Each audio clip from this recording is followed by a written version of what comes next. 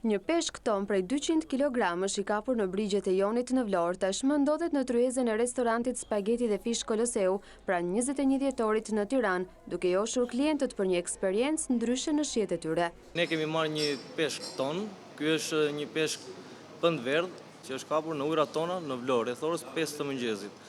Është një ndër të parët peshk ton me peshën e tij 200 kg dhe kjo është ekskluzivisht në restorantin ton Spaghetti and Fish Koloseu. Shefi kuzhinës e lokalit, Fasjon Mylka, shpjegonte mënyrat e gatimit të këtij peshku të veçantë, i cili sigurisht kërkon një recetë specifike për të ofruar një shije të paharrueshme për klientët. Ky peshk do të gatuhet në disa lloj formash, dhe disa nga këto lloj janë crudo, në zgar me salcë aceto dhe në furrë me domate të thata.